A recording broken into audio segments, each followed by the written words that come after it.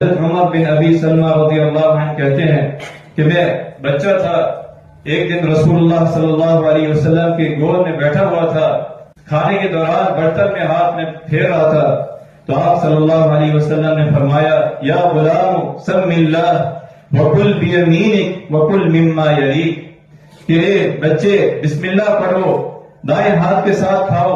और अपने सामने से खाओ। या अलैहिस्सलातु वस्सलाम वालिदैन के लिए नसीहत के अपने औलाद की तरबियत किस तरह करें माशरती हवाले से, और इसी तरह फरमाया कि अपने औलाद को गाली गलौज से, फहश गोई से और बेहुदा गुफ्तगू करने से मना करना।